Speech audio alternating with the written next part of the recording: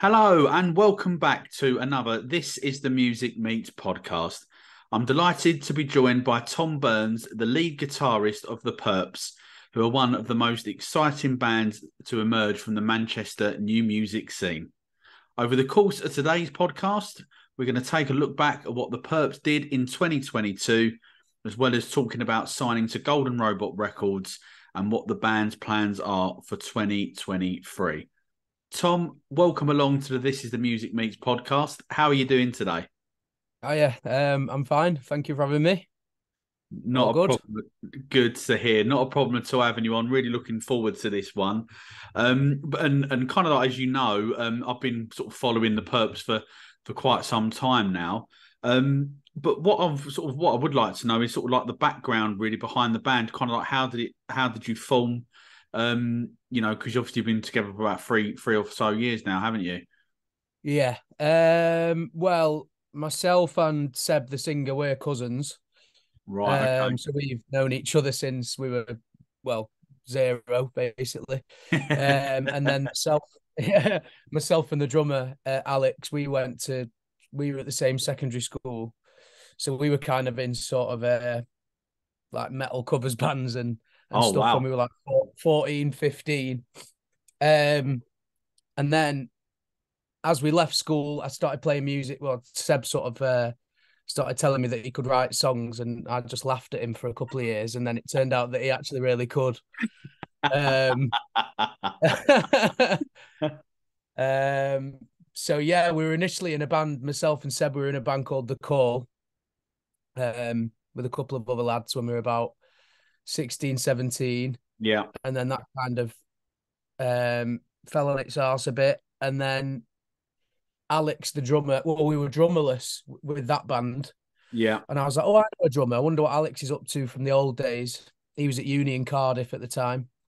I got onto him and he said, yeah, he was up for it. And then, so then there was myself, Seb, and Alex, and we had no bass player. Um, and Arik. Yeah, we just sort of found Arik. So we've got a bit of an affiliation with Macclesfield, which I don't know if you know is just a little town sort of like south from here. Yeah, Uh, yeah, no, yeah, no, yeah, roughly where it Sort of is like, type of thing, but yeah, yeah, East Cheshire, which is where our manager lives. So we used to spend a lot of time there when we were younger, sort of going to see him and people around there and in pubs.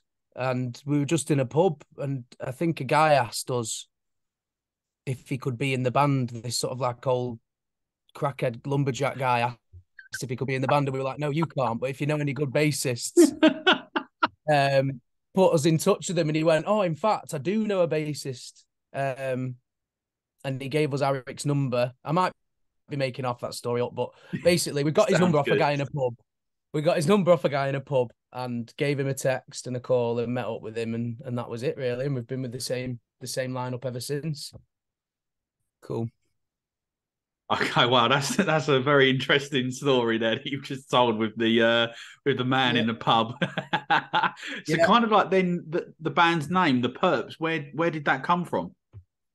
Um, yeah, we were kind of nameless. Well, with that, we sort of got that for the four members together. And then obviously we've got SB, who's our manager, who's been with myself and Seb for a long time now. Yeah.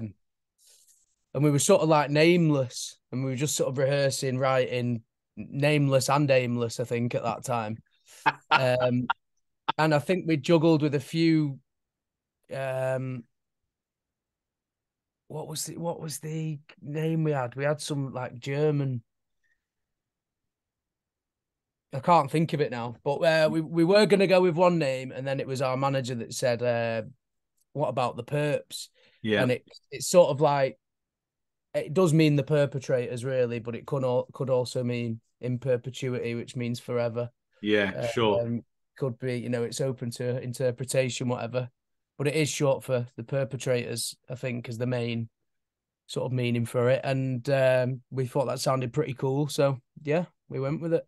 Yeah, here you are. So kind of like then looking back over 2022, in terms of like new music releases, it was quite quiet for the band. I think it's probably fair to say. Obviously, you released one new song in Wake Up on Saturday, Yeah, as well as re-releasing the I think I'm going to pronounce this right. This could be very interesting.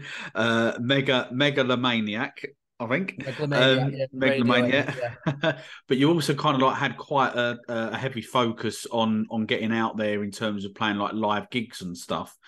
So kind of yeah. like was that a conscious decision then, just to release the one sort of like new song, or did it just kind of like just happen, like just sort of fall into place, sort of thing? Well, we never decided that 22 was going to be a quieter year for releases. It just sort of panned out that way. Obviously, Yeah, we released Megalomaniac in October 21 on yeah, Halloween, or like very near to Halloween. That was the idea, because that was sort of like what the video was based on. yeah, And yeah. then there was going to be that was like the first track off the second EP. Hmm. And then Wake Up on Saturday was going to be the second release off that. And then we did start recording the second two, or the final two for that. Um, sort of halfway through the year. And then basically only one of them ended up getting to the mixing process, which is still in production now. Basically, we've had it mixed, and sort of like when we were getting to the final mixing process of it, that's when we started being in touch with Golden Robot. So it's kind of like, right, well, we can't just bang a release out now, because it needs to be, you know what I mean? But we couldn't tell anybody about it as well. So it's kind of like, we are doing stuff, we just can't tell you what it is. Um, so yeah, but that meant that, I mean, we've done a lot of gigging this year, which was better, because obviously we released that EP in September 2021. Hmm. Um, and I think it's fair to say that didn't really get the reception that we thought it was capable of. Yeah, Probably just because all the singles, it basically was just a re-release of the 5 singles that we've done.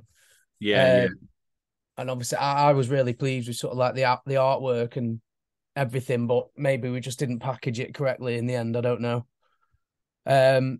So obviously with the second EP we were going to do, we really wanted to do it right. So as soon as we knew that we were going to have sort of like external backing for the second EP, which obviously we do have, and we're going to get on to, yeah. we've just sort of held back on releasing anything until then, really. Yeah, sure. Okay. So kind of like then talking about like the songs that you have released so far, kind of like then you've mentioned that Seb obviously writes the lyrics. Is that, does he already come to you or to the rest of the band and sort of say, right, these are the lyrics, but I've got this tune in my head and this is how it's going to sound like? Or is it very much a case of, well, I've got this guitar riff, I've got this drum beat, and I think, is it kind of like, everyone sort of contributing ideas to the band, or is it just, or sorry, to the songs rather, or is it just, this Well, is I how think we do it? it tends to vary from song to song with that. I think in the earlier days, Seb used to sort of like come and sit with me, and we'd work like chords and riffs and stuff out. He'd sort of like sing me things that he thought sounded cool, and I'd try and play them. Whereas obviously now he's sort of like learned how to play guitar a bit now, so he doesn't have to do that. So he's come to. Right, okay. He was playing rhythm guitar in the band for a while, and then he broke his hand, and we replaced him with a backing track.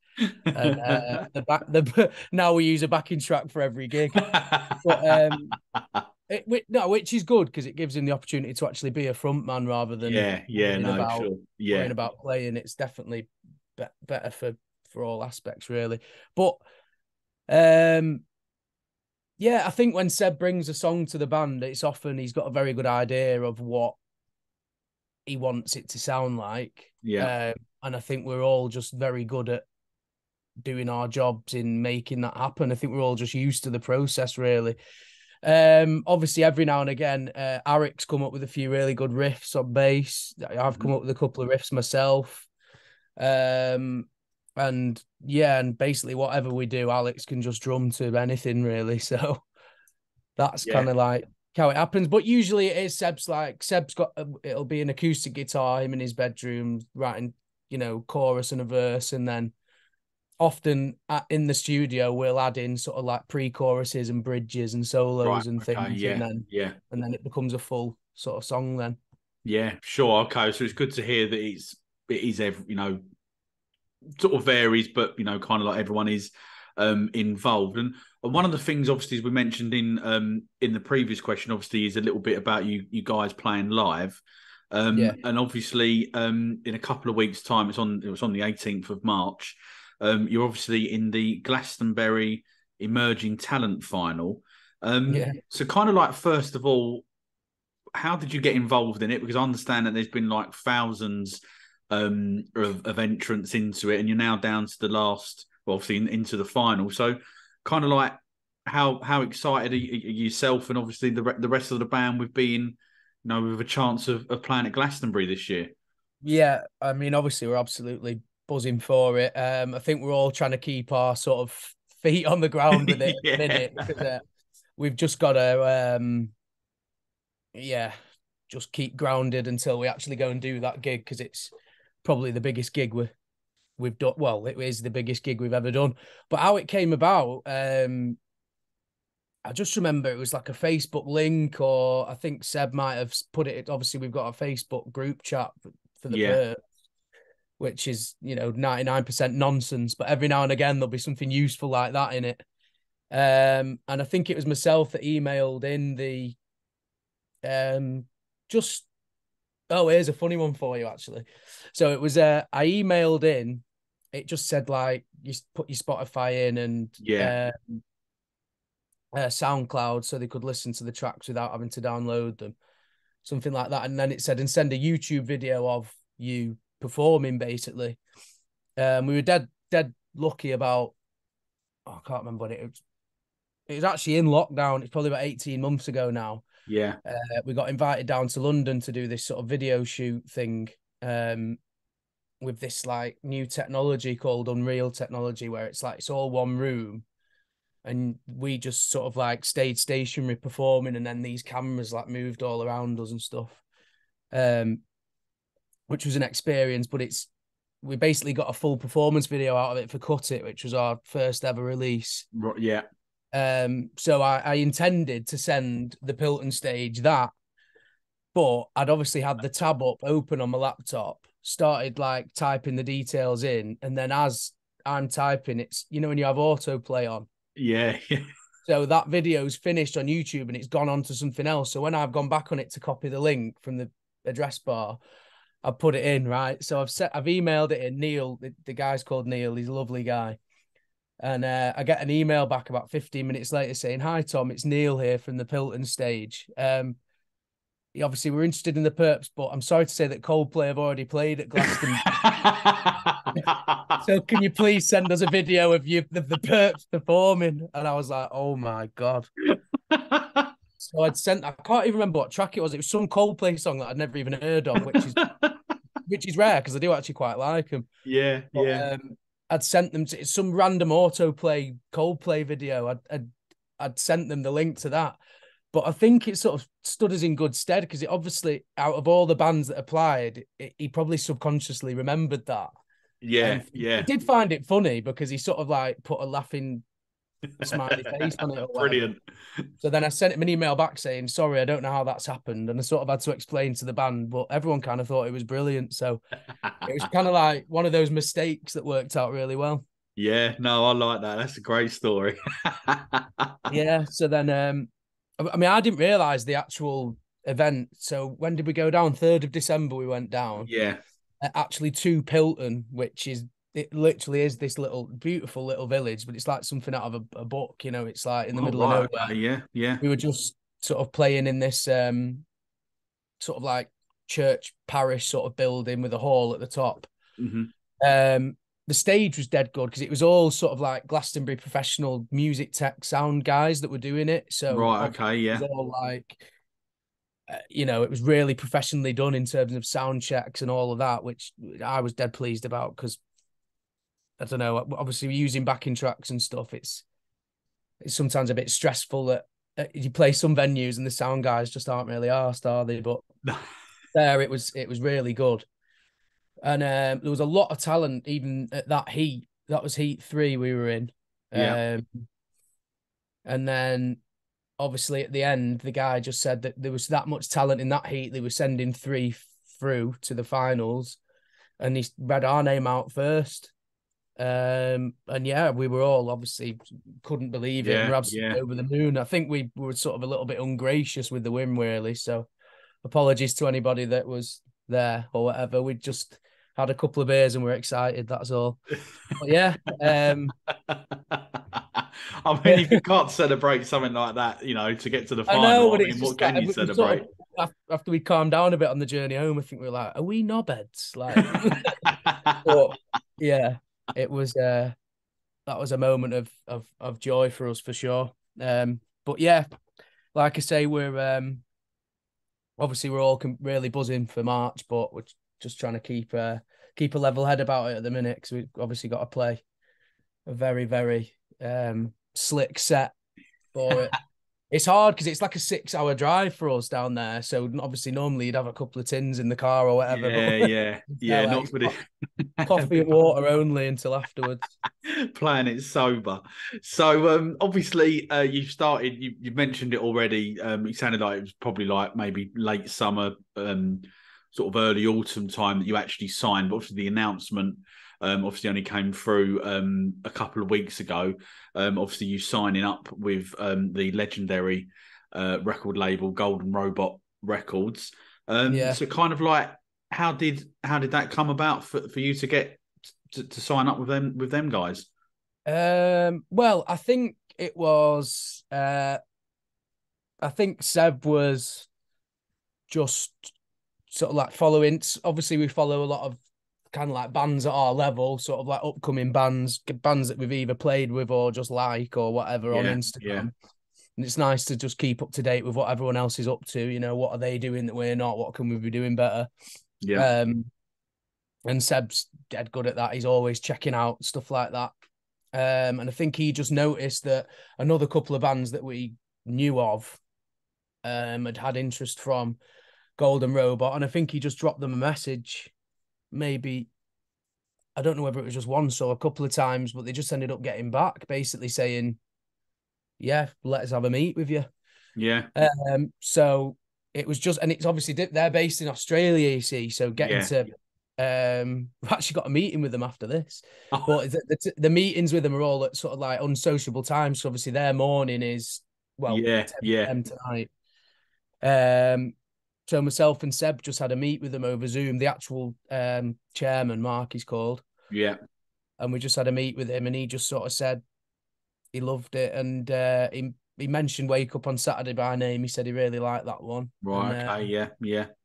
Obviously, that they sent us an agreement, and we had to sort of, make sure it was a good one. Basically, we did go through it multiple times with a fine tooth comb and get a bit of advice from various people, and we did change a couple of minor things on it, and then we sort of signed it with them. So it's basically we are gonna record an EP on our own. It's not like they're not paying for us to go to Abbey Road or anything ridiculous like that. Not yet. No, we're gonna. No, but honestly, some people on social media, I think that's what they think. They're like, "Oh my god, okay, it's like quit your job and all that." And it's not quite that level yet, but it is exciting. So we're going to record an EP on our own, and they're going to license that out on sort of like under their label. Right. Okay. Yeah. If that's a success, well, I mean, I'm sure it will be. Then we'll go on and do an album with them. Yeah. And then as it gets towards summer, we can look at sort of maybe putting a little tour together as well, the UK. Yeah. Wow. Well, it sounds like a very very exciting sort of 6 to sort of 12 months, I guess, really for you guys. Yeah, for sure. And kind of like you've sort of just mentioned that you've obviously follow other bands, kind of like on the new music scene like yourself. So obviously, as you know, here at This Is The Music, that's what we try to do, to sort of champion new bands and solo artists and that sort of stuff. So Yeah. kind of like then over the last sort of 12 months or so, who have you been listening to? What sort of bands have been catching your eye? I really liked the Crooks. Have you heard of Yeah, them? I yeah, think they're I yeah, think they're Nottingham based, but from yeah. what I That's can right. gather, Yeah, they've disbanded. From what I can gather, the singer's either left or they got rid of him, or he got rid of himself, or I don't know what's happened. But um, I can't speak for the other lads, to be fair. But I was always listening to them because they just used to come up after, well, sort of like on my indie Spotify sort of playlist. They'd always come yeah, on after it. mhm, Um, I like the Sherlocks. I like the yeah, Chase. yeah. Chase, Played great with the lads. Chase Yeah, actually.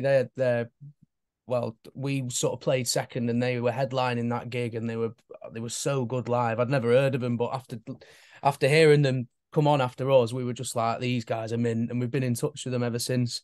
yeah, yeah. Um, Great lads. they've given us a bit of advice and stuff. They're good lads. Yeah. Um, who else is there? I'm bad with this, really. I should be able to reel off loads of them, but I just end up listening to the same stuff on Spotify. I'll get in the car and I'll just put the same playlist on. I'm into a bit of pop punk. I'm Right. into Okay. like, Yeah. Yeah. I like kind of like A Day to Remember and Yeah. All Time Low and all those bands you liked when you were 14. I'm kind of going through a little nostalgic phase at the minute. Um, So yeah, to be honest, my listening range isn't as broad as it should be at the moment. But for bands sort of like, yeah, the Chase, the Sherlocks, people like that. Yeah, sure. Okay. And kind of like then sort of going from the new music sort of scene, kind of like for yourself personally, who are your which you've kind of like sort of mentioned a little bit, I'm thinking, but who are like your musical, inspirations or idols, kind of like maybe the sort of band or maybe an artist that inspired you maybe to pick up a guitar for the first time? Well, talking specifically guitar, I was very much into Slash when I was younger. Right, okay, yeah. Guns N' Roses. Um, I've still got it actually. I've got a sort of like an amber yellowish lemon drop Les Paul, which looks exactly like a Slash guitar. Yeah. It's not my number one guy anymore, but it's still in a bag somewhere. And that was kind of like, I was kind of like a lot more rocky, and I think Seb was a lot more indie when he was younger. I Yeah. think Eric's like dad's in a band and stuff. He's comes from quite a sort of old muso family, so he's into like Sabbath and Pink Floyd and Oh, okay, yeah, yeah. Radiohead. Um, I have mentioned myself and Alex were quite into sort of heavy metal stuff when we were a bit Yeah. younger, sort of like 14, 15, 16. And then obviously we all matured a bit. And obviously being a Manchester band, it's you do get like your uncles on Facebook and stuff going, oh, they just sound like Oasis and all that. But I think every Manchester band gets that. And of course, we love Oasis and the Roses and all those bands. And Yeah. it would be bizarre if that didn't come out in some of our tracks. I think some of the earlier tracks, particularly sort of like Walk Like This Now, or the earlier ones, do have more of an element of that. But I think obviously as we've got older, we like to think we've kind of developed our own style. Well, we have, and Yeah. it seems to be doing all right. So yeah, that's kind of it, really. Yeah, well, as you say with the style, I mean, I agree with what you've said, and I think you have got your sound. Like, do you know what I mean? Yeah. And long may it continue, as well. So we're going to kind of like now do ask you to put on a gig, a sort of hypothetical sort of gig type of thing that you're responsible for organising for us. So the Perps are Right. on the bill. And kind of like what we were going to have for this sort of this gig, we're going to have three bands, so well four including yourself. So you need you to pick three bands, and along with we'll start off first of all. What would be the dream venue to host this gig? Um, is it like a realistic gig that we'd be playing at now, or can it just be any? anything you want to do, and if you want to decide if you want to headline it, co-headline, kick the gig off, entirely up to you. Oh God, I don't know. I think it'd have to be an outside one. Yeah. I don't know. I went to Nebworth. I had to get that in there in July to watch Liam, and I've got to say that was, although it is sort of like cliche Manchester band, whatever, Pretty Green and all that, but that was the best gig I've ever been to. So I'd probably play there. Going big, go big or go home, as they say. Going big. I mean, but I'll keep it more realistic in terms of artists. One of our favourite bands as like a band collective, a band from Macclesfield, the Virgin Marys. Okay, yeah. I actually saw them supporting Slash at the Manchester Academy when I was about 13, I think. Yeah. Just when Slash had just gone solo, with Miles Kennedy and his boys. And he played in Manchester, and the Virgin Marys were supporting him. And I went with my uncle Chris. And ever since then, I was just like, I like them. And obviously, like, I wasn't there to see that. When you're that age, you're not there you don't care who the support are, really. Yeah, definitely. But I remember liking them a lot, and I've followed them ever since. And I went to see them quite recently, actually, in Macclesfield with my dad. And then they've sort of done it all, and we've followed them sort of every step of the way. So I definitely want to do a gig with them. So we'll put them on. Yeah. Who else are we having? It's a tough one. They'd probably have to headline it. And then I don't know. I think we've just recently done a gig actually with Queen Cult, who are from Mac, and they played with them as well. So maybe it'd be fitting to have them on the same bill. Yeah, sure. Yeah. They're a 3-piece band from Macclesfield. If you haven't heard of them, you should check them out. Okay, right. Will do. We just supported them on Friday. Brilliant band. And then, either Johnny Ash from Wales, from Wrexham. We'll put them in there as well, because we've sort of like had like a mini tour with them. Just sort of like the end of lockdown. Yeah. And we're sort of like, in touch with them, and then we've kind of lost touch with them a little bit. So yeah, there's no intention in that, lads. It's just we need to get back doing a gig again. So we'll put them in. Virgin Marys, Perps, Queen Cult, and Johnny Ash. That'd be a great gig. Yeah, certainly sounds like it. And personally, a big fan as well of Johnny Ash. They're a great band. So, got a couple of quick fire questions for you now. First of all, what is your favourite film? My favourite film of all time is The Lord of the Rings, and it's all one film for me. Right. Okay. Lovely. And what would be your favourite takeaway to go with watching that film? Because what is there's about 6? Is there 6 films of? Or is it, No, we're not counting The Hobbit. Just the Lord of the Rings films. So we just got the 3 then, right? If I had to pick one of them, probably The Two Towers. But and yeah, I think just a big old pizza, to be honest with you. Okay, lovely. And what would be the go-to drink on a night out? I just like a pint. I'm not paying 10 quid for a double or 12 quid for a porn star martini or anything like that. Well, I work in bars, you see, so I know you're not catching me paying 12 quid for juice.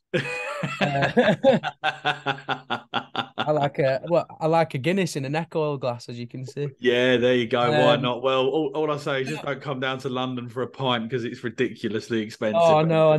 But, yeah. No, I think just a beer. I do like sort of like fancy beers. I like IPAs and things. Yeah. But yeah, I've been trying to get into my cask ales, but you just end up drinking lager on a night out, don't you? Because everyone else is. Yeah, yeah. I'm exactly the same. Agree with you there. So, kind of like we were obviously talking before this, and obviously we mentioned about football, and obviously that you are a long-suffering West Ham fan like myself. Yeah, indeed. I guess really the obvious question here really is: are you Moyes in or are you Moyes out? Well, I think it's got to the point now. I was Moyes in for ages because I was like, we've just been in a Europa League semi-final, but the fact that we've in basically in an exact calendar year, Yeah, we've gone from being in a Europa League semi-final to we're going to be playing in the Championship if we don't win the next 3 games. yeah, It's kind of like, I'm sorry, Moisey, but you've been figured out, mate. Like even Declan Rice was questioning his tactics in yeah. I saw his interview the other night. So it's like if your club captain's questioning what you're doing, I mean, it's such a shame, but we know Declan Rice is going, don't we? And to be fair, he deserves all the best. So you know, good luck to him. I really hope it's not Man United, otherwise I'll have to hate him. But or Chelsea, anywhere, Man United or Chelsea, I'll hate him. Anywhere else, I'll just tolerate him. Get on with it, yeah. But you know, it's such a shame for him because I absolutely love him, and I'm Yeah. sure all of our fans do. But and I think he's great for England, and he's going to be even greater for England. But he sort of like, I mean, he can't be playing in the Championship. There's just no chance. No, definitely not. So No, I mean, depending on what happens against Forest, I am completely well, unless we beat Forest like 5-0 and he changes my mind, I am Moyes out at the moment. to be honest, I'd take 1-0 going in off someone's backside, to be honest. No, I think but that's just you how know what I low mean? my expectations are at the moment. But Yeah. But I mean, if by some miracle we just put on some stellar performance like that, then I'll be like, all right, I'll give you another couple of games, but we won't. So yeah, I think we need a new like young, hungry manager with new ideas. Not yeah, like Moyes is just an old gargoyle, isn't he? Like, look at what that guy's doing at Fulham. Fulham are sixth in the league. They're gonna get yeah, Europa League. yeah, They've got a young, hungry manager. Is it Marco Silva or yeah. That's it. Yeah, yeah, you need somebody like that? Like when I was like Fulham winning games, and I was laughing at them at first, but now they're literally going to be playing in Europa. So, yeah, and yeah. They're doing great. Yeah, I and must it's admit, not it's not like they've had some massive investment like Newcastle have, or that's what we need, a manager like that. In my yeah, opinion. definitely. Well, obviously, we have put the investment in this year, but I think it just sort of proves that we've and obviously a couple other teams, Brentford, Brighton as well, that you don't necessarily need to spend Yeah, massively. You just about signing the right players and obviously the system and obviously as you just said there as well about the manager. But yeah, fingers crossed we don't go down. But it's not looking very good. And I think, as you say, I think if yeah, Moyes doesn't, if we don't win on Saturday, then I think he's very much probably got to go. I think I yeah. share the Well, same opinion this year. that's what everyone on Twitter seems to be saying as well. But I saw a mad stat on it was either Sky Sports or Facebook, which was like exactly our sort of like attacking percentages and Yeah. things like that compared to now to this exact point last season.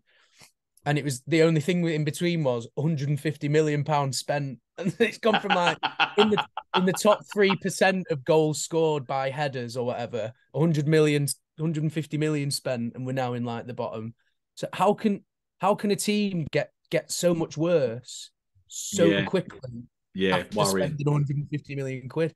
It's like, yeah, Lucas Paqueta looks really good, but he's playing in the French league. Like, it's not that easy it's not that difficult, sorry, to look that Yeah. good. Yeah. I don't think. Yeah, no, definitely. I agree with what you're saying there.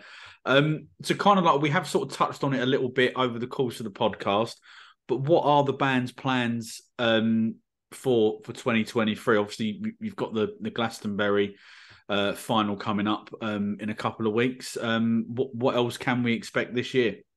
Yeah, so obviously the main focus at the minute is Glastonbury, and then sort of like, well, we're going to be discussing our next steps with the label tonight in our meeting with them. Yeah. Basically, that is going to be what 5 tracks we're going to be doing for an EP, Mm-hmm. when we're going to be releasing that. obviously we'll have to plan a couple of shows around the time when it's going to come out. So we've actually got a recording session on 25th of March, which is to finish off a few bits, maybe start drums for another one. And then obviously we'll be recording after that. We've also got a gig that night in Macclesfield, just in Mash, where we play all the time. It's a brilliant little place. Yeah, the guys there, we're really fond of them, and they're putting us a gig on. And then for the summer is just to, I mean, I've applied for a couple of festivals today, and hopefully with the meeting with this label, they can put us in touch with some good contacts as well for the summer. We are due to play a festival in Wrexham as well, which has actually been postponed for a couple of years. So we've not had any info whether that's happening. I mean, we're definitely on the bill for it, but I don't know anything about it yet. That's in August. Yeah. So yeah, it's basically just get Glastonbury done and well, hopefully win, and then in July we'll be there, won't we, or June? Yeah. Well, it's the easiest way to get a ticket is by winning this. It's the only way, I think. No hope for me, unfortunately. But well, Tom, it certainly sounds like the Perps have got a very, very exciting 2023 on the horizon. And I just want to thank you really for coming on and sort of sharing the band's story today. It's been really, really interesting, and it's been great getting to know you as well a little bit today. But just before I do let you go, can you just let the listeners know what social media platforms they can find the Perps on? We're pretty much on everything. We're on Instagram as just the Perps, one word. Twitter, we sort of, yeah, you can keep up to date with what we've got going on there. Slightly more informal. That's the Perps Band MCR for Manchester, the Perps Band MCR. And then that's the same on Facebook, the Perps Band MCR. And then our link tree, where you can get a link to all of that, plus Spotify and everything else, is just linktree/the Perps, one word. And Great. thanks for having me on. Not a problem at all, and we'll include those links in the bio for this episode. And I just want to say thanks again for coming on, and hopefully if you've got some gigs coming up in the near future, I will be down the front and have a beer or two with you. Yeah, brilliant. Well, it'd be great to meet you in person, mate. Thank you very much. All that leaves me to say is to thank everyone who has listened to the latest This Is The Music Meets podcast. Please subscribe so you never miss out on any brand new episodes. And if you are loving the podcast, show us some love by giving us a 5-star rating and written review, as it really does help the artists we interview to be discovered. Thanks for listening, and we will see you again very, very soon.